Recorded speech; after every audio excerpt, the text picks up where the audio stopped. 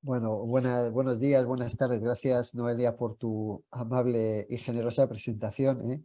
Quería también agradecer a la organización, a la Universidad de Santo Tomás, a Caligraphics y a PDIQ, pues la invitación y poder compartir, aunque sea un tanto unidireccional, este evento. Por razones de agenda no he podido pues aprender del resto de compañeros y compañeras ponentes. Entonces, bueno, me disculpo por adelantado si en algún caso pues podría, espero no repetir, pero bueno, no es de mi gusto habitualmente pues aparecer en un evento como un paracaidista, ¿no? Y no poder integrar el propio discurso en lo que se ha venido haciendo. Así que lo siento en este sentido. También agradecer a Ana Roga que ha sido la persona que me ha facilitado poder estar aquí y ha estado al otro lado, y con quien, y ahí venía la introducción también, pues he tenido que, bueno, resituarme, porque a pesar de que llevamos casi 20 años con esto, pues al de repente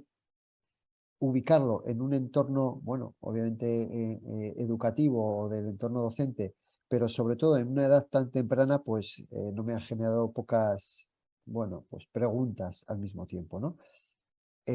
Nuestra labor, pues la introduzco un poco, ¿no? Porque desde ahí se puede entender también, un segundito, ahora. Desde ahí se puede entender un poco lo que o cómo voy a hacer la aproximación, ¿no? Nuestra labor, pues, tiene muchas facetas, y estamos desde luego interviniendo directamente en centros educativos, pero habitualmente y también con docentes y con familias, habitualmente lo hacemos a partir de los 8 años, ¿eh? Y más reciente ha sido que digamos, nos hemos introducido en esa edad porque entendíamos que las necesidades venían siendo abundantes y mayores en otros ámbitos. Y también, porque al menos en la realidad más próxima, aunque conozco algunas realidades de América Latina, al menos en la de España, en edades tan tempranas no se suele dedicar tiempo, espacio a esto que entendemos que es, y esta es la primera reflexión, quizás una necesidad. ¿Desde dónde abordamos pues, este título que hemos venido a llamar de uso seguro y saludable de las tecnologías digitales conectadas o de las TIC en la educación inicial? Voy a tratar de centrarme un poquito ahí en los 0-8 años, que es el objeto del evento. Pues bueno, al final, si lo abordamos desde pantallas amigas, pues tenemos que tener claro cuál es nuestro lema, ¿no? Y en 2004 ya nacimos hablando de uso seguro y saludable de las TIC por parte de la infancia y la adolescencia. No responsable, que era una palabra que luego se utilizó mucho, pero sí saludable, porque entendíamos que era todavía más ambicioso, ¿no? Salud como, no como ausencia de enfermedad, sino como pleno bienestar social, físico y relacional y emocional, ¿no? Tal. Entonces, ese es un poco nuestro posicionamiento en 2004, cuando imaginemos las páginas web casi eran unidireccionales y con los teléfonos no se accedía a Internet y, por supuesto, no había apenas redes sociales, ¿no? Estaban en su nacimiento y lejos de nuestra geografía.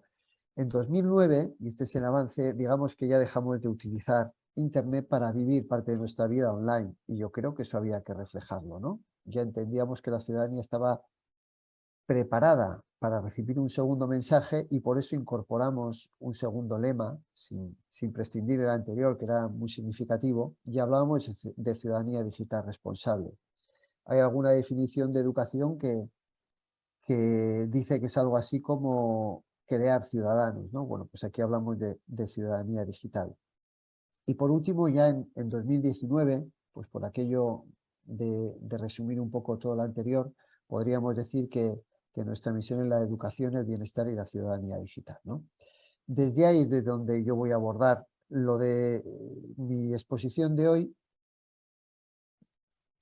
en la cual lo primero que quisiera preguntarme si merecía la pena trabajar este tema entre los 0 y los 8 años, ¿no? Porque, bueno, habitualmente no se hace y, como sabemos, hay una corriente un tanto, bueno, pues que se plantea esto desde el inicio, ¿no? Si es o no necesario o a partir de qué edades o cómo. Y yo creo que por esto es por lo que estamos aquí hoy. Si lo hacemos, yo creo igualmente que lo hacemos desde nuestra entidad y por lo tanto lo que podríamos recomendar modestamente al entorno educativo lo tenemos que hacer con una serie de pilares. En nuestro caso eran estos 6.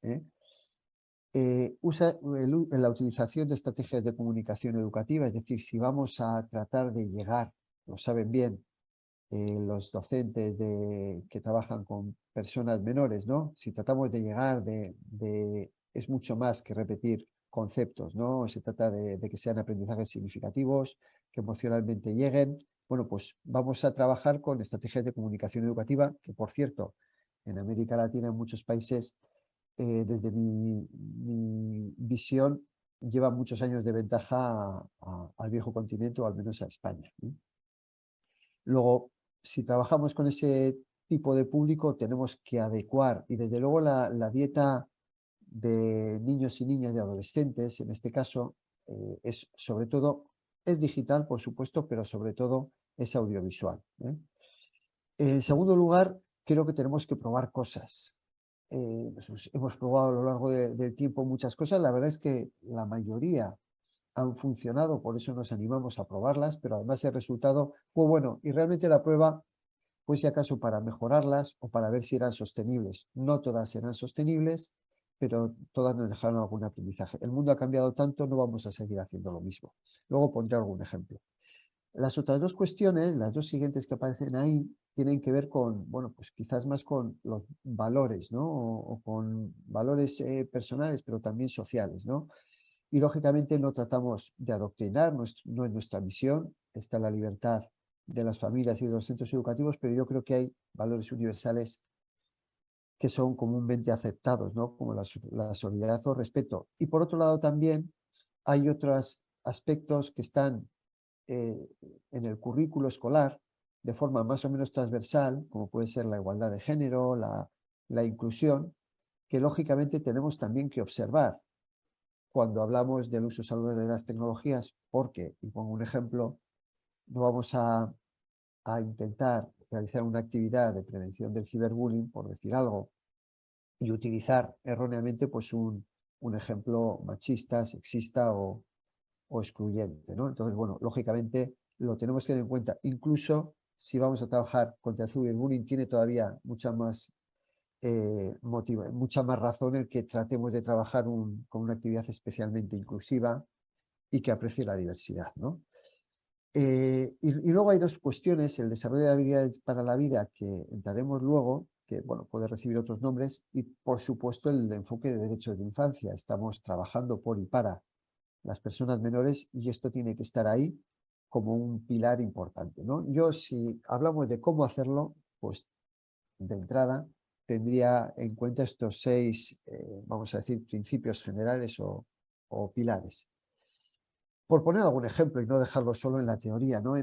Cuando hablábamos de comunicación educativa, pues empezamos a trabajar con pequeños audiovisuales, algunos más modestos, otros más complicados, que los hacíamos y diseñábamos en la propia organización y que, bueno, pues vimos que tenía, precisamente gracias a nuestro idioma común, pues mucha repercusión.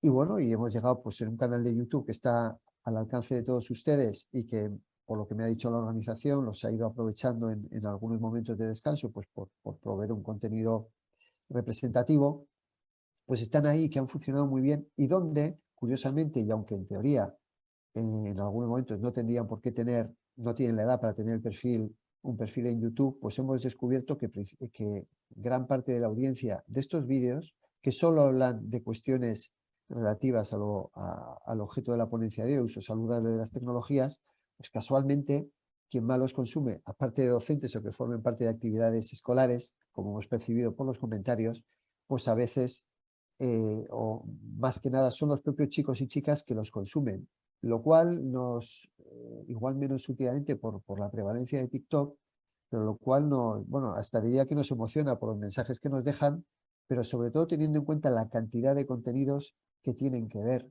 en YouTube y en todas las plataformas posibles, ¿no? Que empleen su tiempo viendo esto de forma voluntaria y no ya para una actividad escolar, pues quiere decir que esto es muy importante para ellos y ellas y que además a diferencia de lo que nos podría parecer en ocasiones, les interesa saber y saber mejor, porque ellos saben que, bueno, pues que hay determinadas situaciones en la red que no son adecuadas y quieren aprender de otras experiencias como la que nos cuentan en este vídeo estos dos protagonistas, ¿no? Luego veremos un trocito. Esto hablando de comunicación educativa, pero podríamos hablar también de innovación. Esta es otra experiencia que pues, le he dado alguna vuelta si podría ser aplicable, quizás sí en alguna medida, en unas edades más bajas. Yo cuento cuál es esta y dejo a su criterio que la pueden aplicar en esta o en otras edades.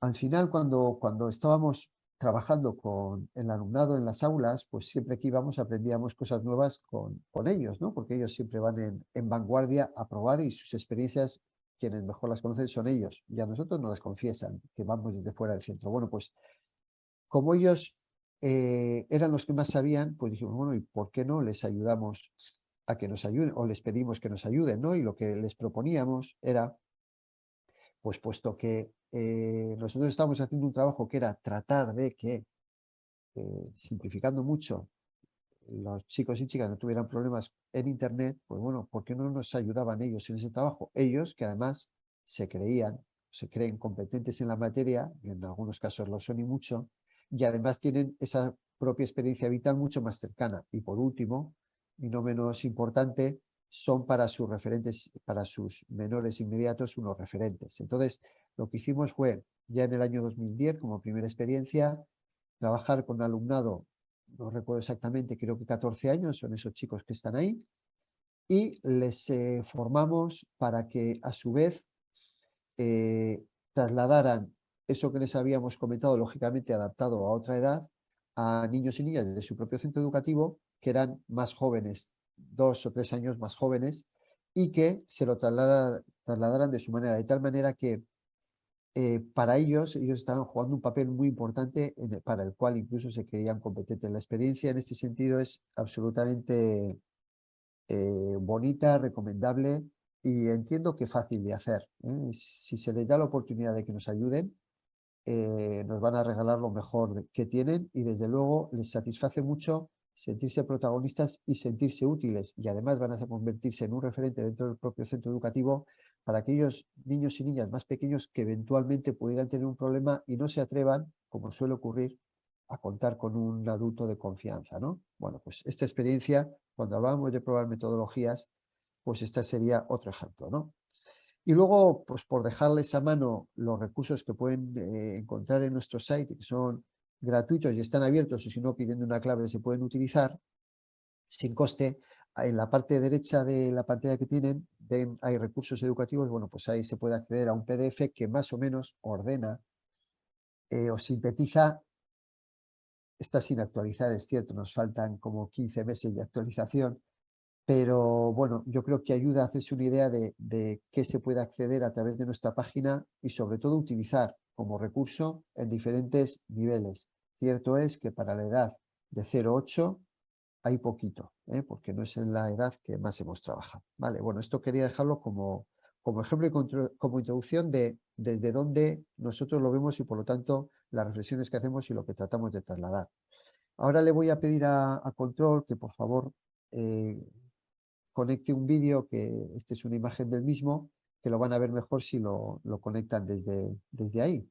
Así que le damos paso porque también sé que es el final de la mañana y estarán ustedes cansados y así metemos un pequeño corte de 3 minutitos para arrancar hasta el final. Por favor, el control.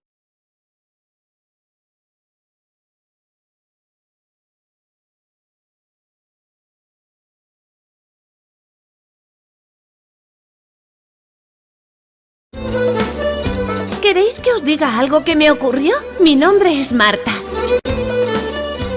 Ventanas.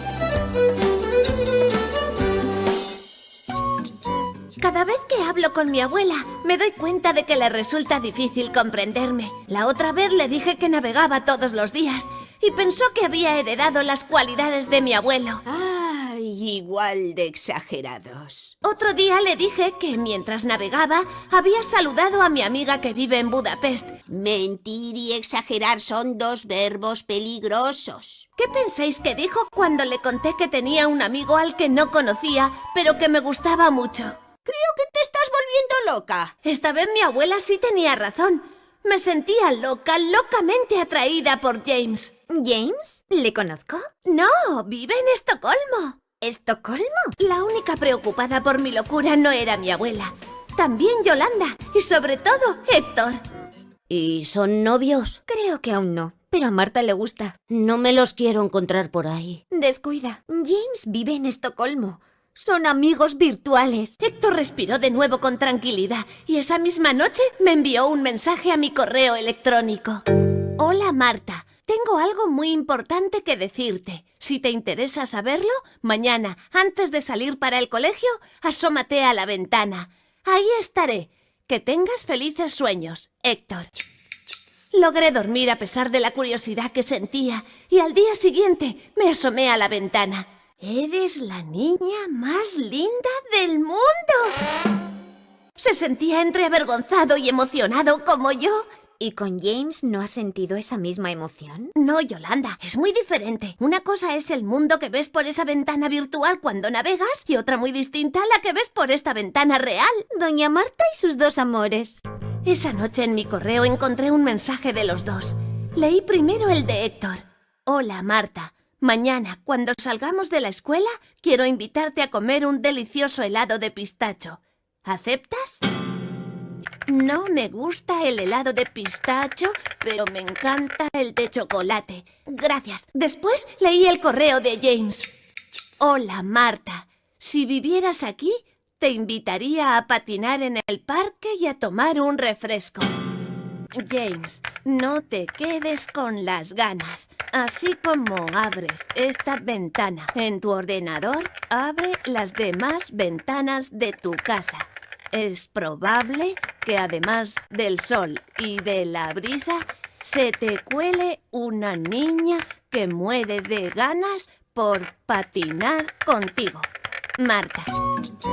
Esta mañana intenté explicarle a mi abuelita la diferencia entre un amigo virtual y un amigo real. Los amigos, para ser amigos, tienen que estar cerca. A través de Internet una puede navegar y acercarse a otras personas que están lejos, pero a veces existe el riesgo de alejarse de las personas que están cerca. Yo sé cómo controlar ese riesgo. Tengo 3 entradas para ir al cine. Una para ti, otra para mí y otra para Héctor. ¿Te gustaría? ¡Claro, abuela! ¿Y a ti? ¿Te gustaría un helado de pistacho o uno de chocolate?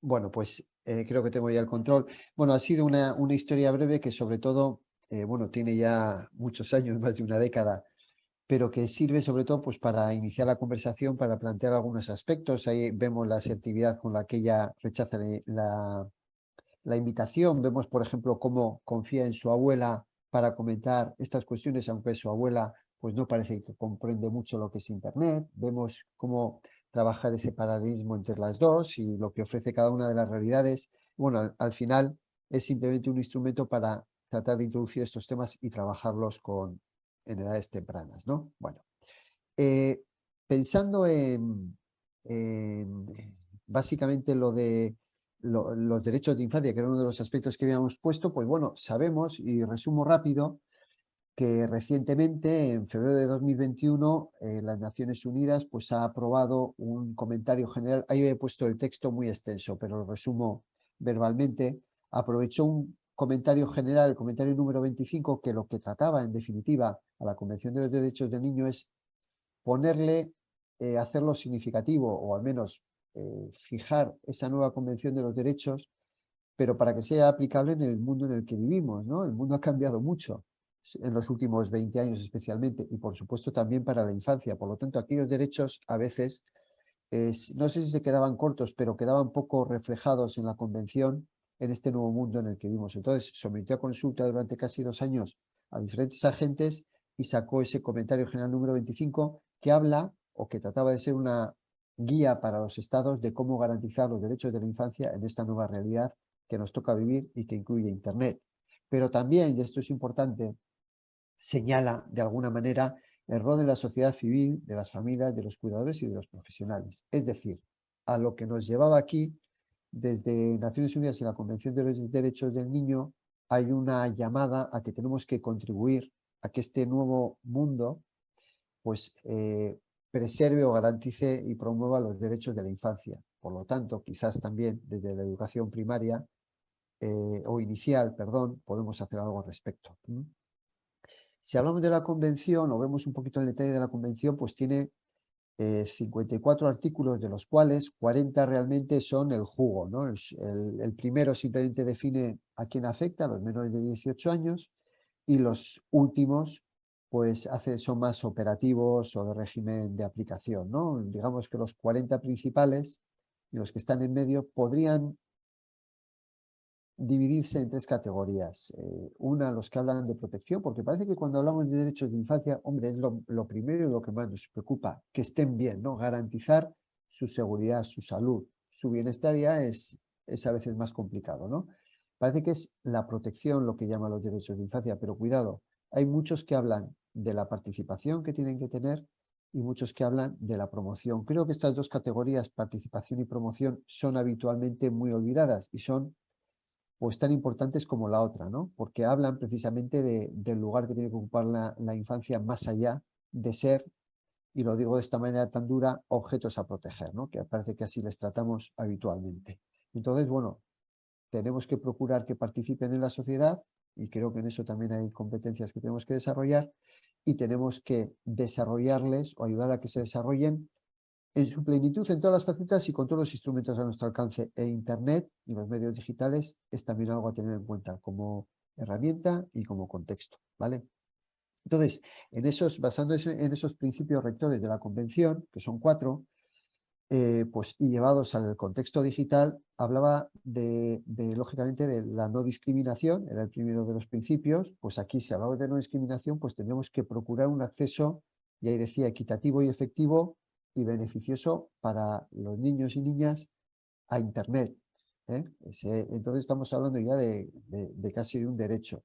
Tenemos que manejar siempre el principio del interés superior del niño, que significa que en aquellas situaciones en las que haya conflicto, pues tengamos o prevalezca en este caso sí, más de protección, más ese interés superior, ¿no?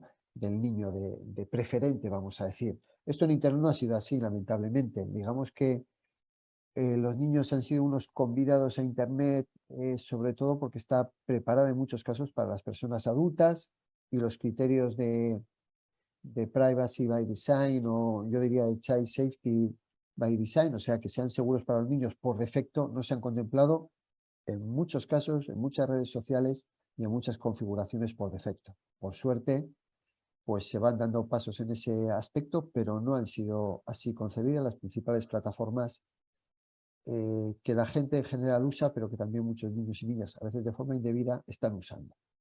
Luego, el tercer principio sería el derecho a la vida y a la supervivencia y al desarrollo, ¿no? Y aquí es donde, digamos que empieza a pesar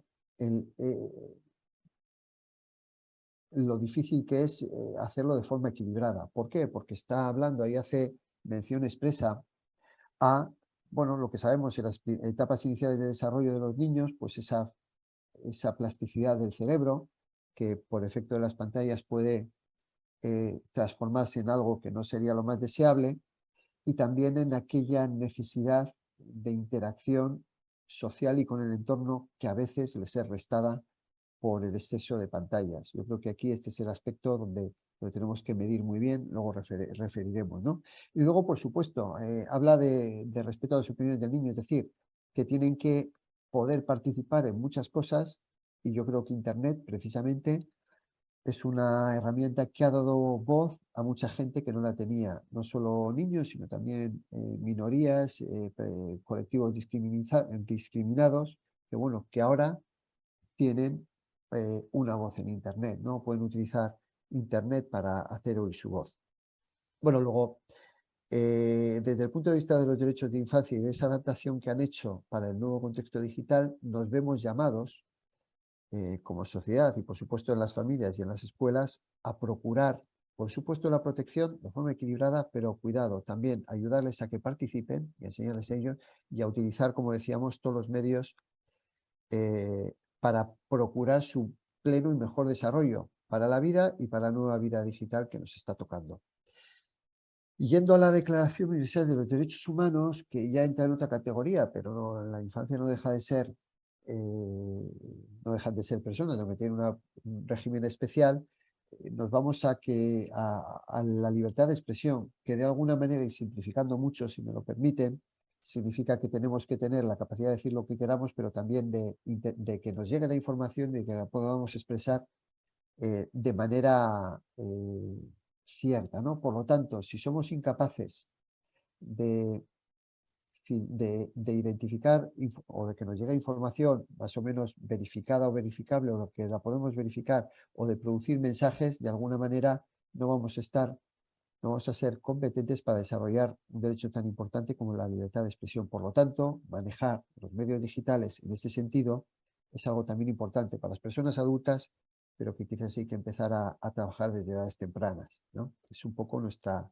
reflexión. Y ahí entra, de alguna forma, la alfabetización mediática e informacional, que de alguna manera, y en este caso lo leo, es un proceso de formación de conocimientos y competencias que faculta a las personas para, y esto es importante, comprender las funciones de los medios de comunicación y otros proveedores de información, en primer lugar, evaluar críticamente los contenidos de los medios y tomar decisiones informadas como usuarias y productoras de información y conocimiento, ¿vale?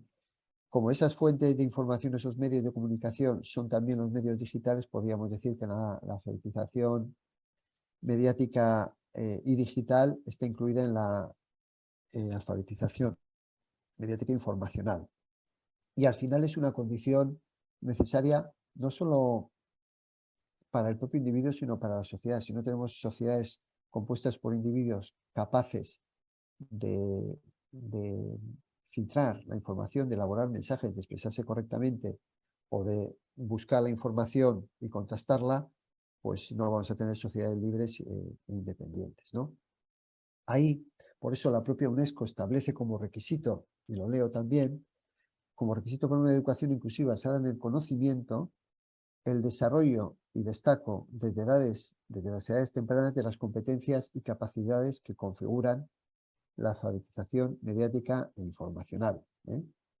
Bueno, creo que esto es claro y por lo tanto aquí tenemos un llamamiento y dice desde las edades tempranas. Luego, desde el punto de vista de derechos de infancia, del derecho a la libertad de expresión, creo que bueno, ahí hay un llamamiento a que trabajemos en ese sentido, ¿no?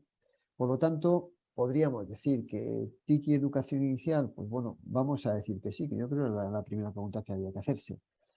El tema es el cómo, ¿no? Al menos cuáles pueden ser las directrices. Recordando esta diapositiva que tenía de antes, cuáles eran nuestros principios, la repito aquí para destacar el de desarrollo de habilidades para la vida. ¿Qué tiene esto que ver con las TIC? Pues ahora lo vemos. Si tomando esta página, habilidadesparalavida.net, podríamos definir la educación de habilidades para la vida, pues bueno, es aquella que persigue mejorar la capacidad para vivir una vida más sana y feliz. Creo que es un objetivo que todos queremos para nuestros hijos, ¿no? Intervenir sobre los determinantes de la salud y el bienestar y participar, y este es el componente social, de manera activa en la construcción de sociedades, bueno, de sociedades más justas, solidarias y equitativas. Bueno, yo creo que es un objetivo lícito y deseable, ¿no? Que lo firmaríamos todos los que estamos aquí. Si vamos al esquema de habilidades para la vida, o de competencias socioemocionales, o de soft skills, o de, bueno, diferentes nombres que se le puede dar, más o menos, a esta categorización, y que en su origen podríamos citar que fue en la OMS hace unos 25 años, creo que fue la OPS en concreto, tendríamos tres categorías: habilidades sociales, cognitivas y las habilidades que tienen que ver con la gestión de las emociones. Estas serían las habilidades para la vida que hemos mencionado antes, ¿no? Pero bueno, vamos a hacer un resumen porque además tenemos poco tiempo y podríamos quedarnos con estas 10. que desde mi punto de vista son, bueno, precisamente hemos dicho lo que eran las habilidades para ella, aquello que te faculta para todo eso, ¿no? Es decir, que sin esto, aunque tuviéramos mucho conocimiento, difícilmente íbamos a poder alcanzar ese nivel de desarrollo de felicidad en lo individual y en lo colectivo. Y para mí son como superpoderes, ¿no? Y que las personas de alguna manera vamos desarrollando a lo largo de nuestra vida, si tenemos suerte, otras no, con diferente nivel, y otras veces nos ayudan a tener conciencia de ellas y también a desarrollarlas. Me costaría deshacerme de alguna de estas capacidades porque creo que todas son fundamentales. Imaginémonos, por ejemplo, en un caso de acoso escolar. Cuestiones como el autoconocimiento, ¿no? Cómo reacciona uno ante diferentes situaciones, que tiene que ver a su vez con el manejo de las tensiones y estrés, por ejemplo, de la gestión de emociones y sentimientos, la empatía a la hora de decir que no vas a colaborar con un determinado acoso porque sientes el padecimiento de tu compañero. Bueno, realmente en todos los aspectos de la vida, también en los que tienen que ver con Internet, estas habilidades son, bueno, pues vamos a decir superpoderes y sería muy difícil prescindir de cualquiera de ellas y bueno, sin tener consecuencias negativas, ¿no? Sin embargo, esta vida que hemos venido viviendo, pues yo creo que en los últimos 20 años ha cambiado. Eh, bueno, se habla de la vida virtual es relativa, porque no sé si hay vida virtual, hay virtualidad fuera de la red y en la red, la vida es digital y mayormente es híbrida, ¿no? Pongo siempre el mismo ejemplo, si tu novia te deja por internet, te ha dejado, o sea, no te ha dejado virtualmente, te ha dejado, ¿eh? Con un mensaje o cambiando el estado en Facebook, pero esto es así y nos ha cambiado mucho la vida en muchos aspectos, sobre todo ahora que llevamos internet en el bolsillo, ¿eh? Es una internet potente, por lo tanto es una vida absolutamente híbrida y diferente. Y en esta nueva vida que nos toca vivir, las habilidades para vivirlas son las mismas, porque al final es vida, no es otra cosa. Sin embargo, yo creo que tendríamos que reconfigurar el peso específico que damos a cada una de ellas. Cada cual, depende de su desempeño o de su personalidad, pueda considerar más importantes algunas que otras. Esto es así, pero en general, sea como fuera, ahora con la vida digital que vivimos, yo creo que hay al menos tres que tenemos que tratar de impulsar especialmente. Las voy a revelar y comento por qué. Yo creo que en primer lugar la empatía. Lo estamos viendo en las redes sociales. Parece que el estar al otro lado de un cristal nos dificulta el empatizar con alguien, es decir, compadecernos o sentir que la otra persona está sufriendo, ¿no?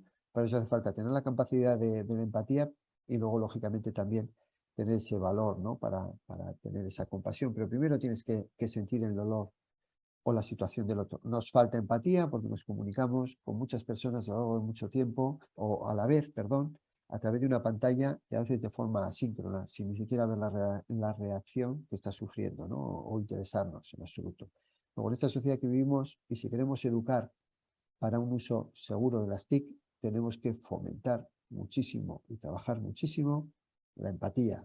Otro aspecto, el pensamiento crítico, hemos visto porque antes el pensamiento crítico es fundamental por muchas razones, no solo ahora porque hay desinformación, deepfakes y un montón de cosas más que casi vamos a tener que identificar en vez de la mentira la verdad, porque va a ser tan escasa en ocasiones que tiene su dificultad, ¿no? Es fundamental el pensamiento crítico con respecto a qué. Primero, las informaciones, por supuesto. Segundo, a las personas con las que nos relacionamos. No podemos ir por ahí online sin cuestionar quién está detrás, ¿no? Y tercero, para los servicios que utilizamos. Por lo tanto, el pensamiento crítico es otra habilidad para la vida que en esta nueva receta tenemos que potenciar especialmente, es decir, que echar mucho de ese ingrediente en la receta. Todos son necesarios, pero en este caso vamos a echar un poquito más de empatía, de pensamiento crítico y por último, de gestión de emociones y sentimientos. ¿Por qué? Pues porque hay gente más o menos impulsiva y situaciones más o menos complicadas, pero el hecho de tener a mano algo tan potente como es Internet, más aún, si lo tenemos en el propio móvil, en el bolsillo y en cualquier momento, va a generar situaciones complicadas. o nos puede poner en situaciones complicadas a la hora de reaccionar, o simplemente porque nos encontramos en una situación nueva que nunca nos hubiéramos imaginado y estamos solos delante del ordenador en nuestro hogar, ¿no? Son muchas las adolescentes que se han encontrado en este tipo de situaciones. Gestionar eso, que es además muy los efectos que tiene, que todo puede estar accesible a mucha gente y muchas otras cuestiones que no voy a entrar, creo que es especialmente importante porque en un momento determinado puede decantar que algo simplemente pase de largo o se convierta realmente en un problema importantísimo, ¿no? Yo creo que esas tres, y hablando ya de cómo tenemos que educar para un mundo con Internet, estas tres que deben ser especialmente trabajadas desde nuestro punto de vista. Quiero aquí mencionar, porque yo para introducirme un poquito en el aire y en el ritmo de lo que se venía tratando, me vi dos ponencias en YouTube, las tienen ustedes en el canal del CIEI Virtual, creo que se llama en YouTube. Bueno, pues esos minutos entre el 16 y el 24 de Ana Roga, pues creo que lanzaba unas observaciones interesantes y por eso se lo detallo. Y luego en la ponencia de cierre, perdón, Elisa Ibieta, entre el 10 y el 31 lanzaba pues, dos o tres slides especialmente interesantes. Aquí hablaba de que cuando se trabajaban las tecnologías en esas edades tendría que tener, por supuesto, una idoneidad, perdón, y calidad del contenido, por supuesto, no reemplazar experiencias sociales, lo que decíamos un poquito de la importancia que tenía en esas edades, y uno, intencionalidad, ¿no? Por ejemplo, en algunos, yo me he encontrado con situaciones en las que unos padres me decían que sus hijos ya tenían que tener móvil porque en su centro educativo utilizaban Kahoot. Hombre, con 10 años, dices, ¿realmente se justifica que alguien tenga que tener móvil con lo que eso supone para los alumnos que quizás no puedan tener, para las familias que no deseen todavía tener un móvil? Para responder unas preguntas y hacer un poco más dinámico, ese es el aprendizaje que queremos trasladar. ¿Dónde está el equilibrio con 10 años? Obligar a llevar un dispositivo para simplemente conectar un enlace y darle una opción a otra. O sea, ¿cuál es el aprendizaje real? ¿Compensa lo que eso supone para las familias? Desde mi punto de vista, pues no, ¿no? Entonces, cuando hablamos de la intencionalidad y de la idoneidad, pues bueno, yo creo que hay que considerar prácticas como esa, pues no sería, si se queda en eso, muy, muy aconsejable. Y por último, algo que era obvio, ¿no? Hay un montón de estudios, hay una tendencia, como decíamos, creciente que sensibiliza sobre los efectos neurofisiológicos que pueden tener las pantallas en edades muy tempranas, y hay algunas recomendaciones respecto a la cantidad de uso. Yo, si acaso, aunque no tengo estudios que lo respalden, sería algo más prudente entre los 3 y los 6 años, de menos de 1 hora y media al día de manera parcelada, bueno, y si se puede menos, diría yo, ¿no? Yo entiendo que son máximos, pero ese máximo quizás me puede parecer un tanto elevado, en mi modesta opinión, y creo que ahí se está investigando bastante, y bueno, aparecerán datos, ¿no? De momento yo creo que la prudencia tiene que ser bueno, lo que marque nuestra actuación, aun sabiendo, no olvidemos, que tenemos una obligación de preparar para la promoción, como decíamos, y la participación, y la alfabetización mediática y digital. ¿Cómo debe ser? Pues entiendo que esa formación ha de ser, por supuesto, promotora de los derechos de la infancia. Hemos visto por dónde van, no debemos de perder esa misión también desde nuestro punto de vista, que tiene que ser habilitadora para la vida y para la ciudadanía digital. Hemos visto lo que eran las habilidades para la vida, y lo que es ser ciudadanos y ciudadanas digitales requiere de esas capacidades, ¿no? Por un lado, y esto es obvio, ¿no? Minimizar los retos de aula para adentro, es decir, en el ambiente lectivo y en la propia red, en la vida fuera del aula, y que maximice las oportunidades. Parece como muy obvio, pero ahora vemos un poquito. Y por último, yo creo que ahí hablaba un poco Elisa sobre la idoneidad y la pertinencia de los contenidos y de las herramientas, ¿no? Por eso el tema del equilibrio de ¿quién merece la pena meter un móvil en el aula para hacer un Kahoot? Pues lo dudo, ¿no? Espero que usar las TIC, incluso con 10 años, tenga más trasfondo que eso, ¿no? Y por último, igual es más útil reflexionar sobre la empatía o sobre las noticias que salen en los diferentes periódicos y contrastarlas, que quizás usar un Kahoot, por lo que hemos dicho, ¿no? Y por último, yo creo que es un papel fundamental de las familias. En esto se está produciendo muchos problemas porque vamos a diferente ritmo. A veces las familias van por un lado, la escuela va por otro. No hay comunicación y creo que ahí tendríamos que tratar un poco de hacerles más partícipes o de saber al menos cuáles son las opiniones de las familias o al menos que las familias sepan que estamos trabajando o tratando de trabajar en los centros educativos. Porque a veces, bueno, pues se producen contradicciones con efectos no deseables, ¿no? Las TIC en el aula creo que todas y todos lo sabemos, ¿no? De 6 hasta los 6 años y de 6 a 8 oportunidades un montón, desde la estimulación, la simulación y experimentación que no tienen otros entornos físicos, la adecuación personalizada a las diferentes necesidades y ritmos, los contenidos accesibles que de otra manera no podrías llegar, las posibilidades de seguimiento y evaluación que te permite la propia herramienta, entre comillas, vamos a decir, automatizada, y la inicialización a entorno y a posibilidades digitales. Por supuesto que también es necesario, ¿no? Aunque luego lo puedan aprender mucho más rápido y no sea determinante.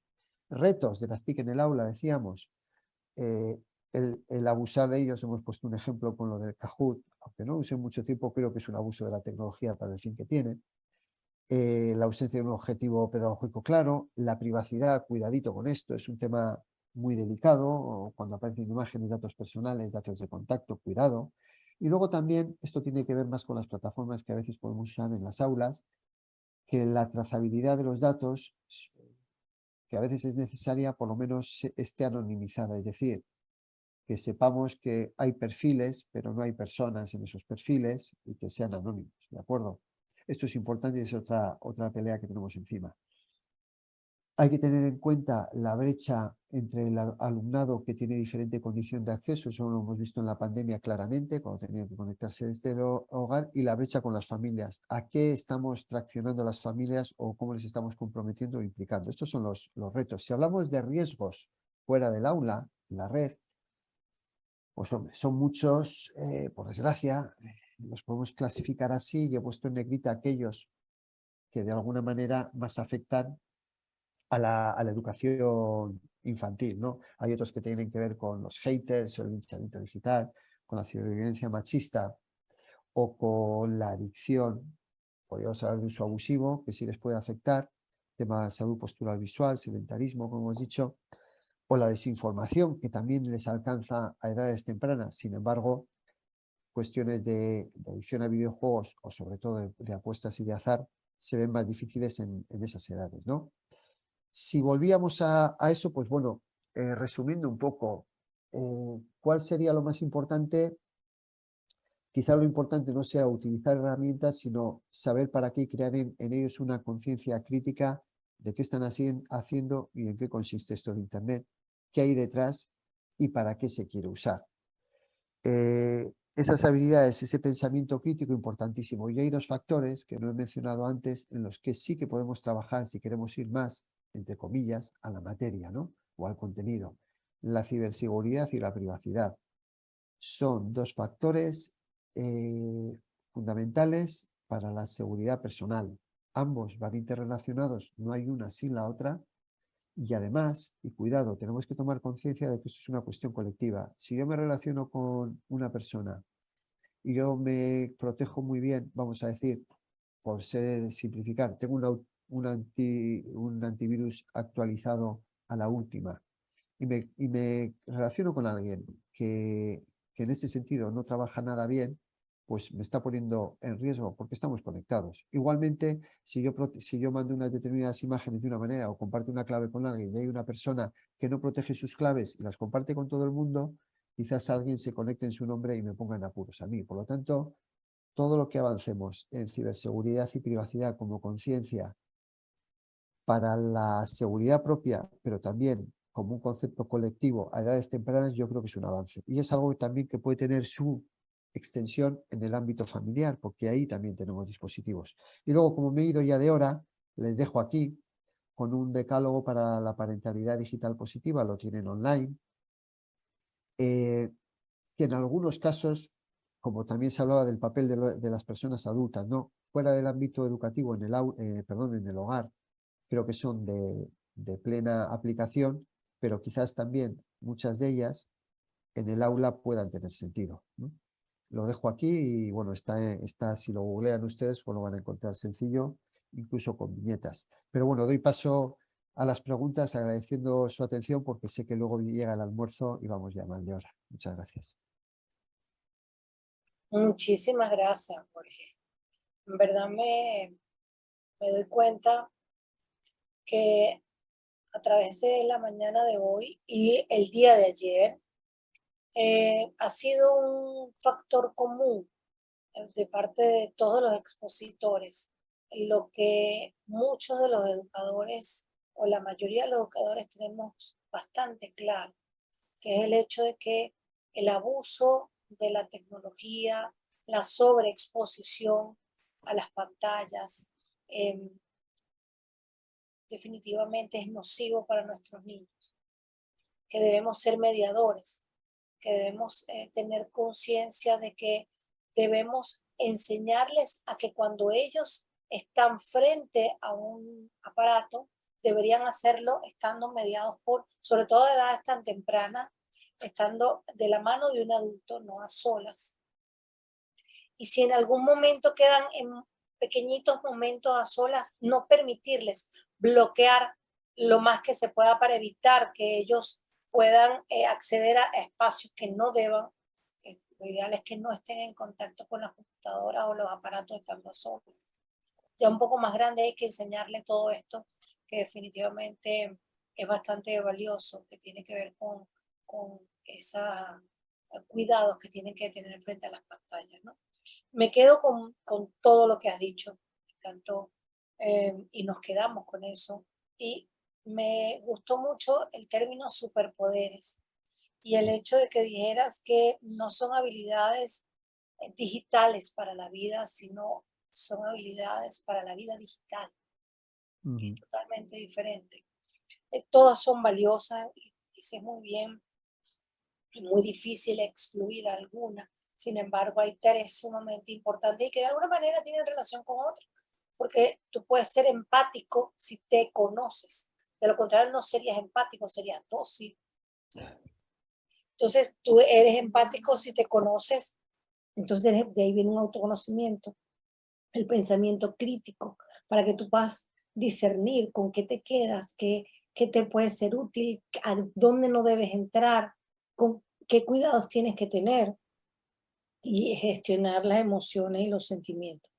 En verdad, eso de la parentalidad digital positiva y ese decálogo que colocaste que fue tan rápido, yo traté Lo de siento. tomar apuntes.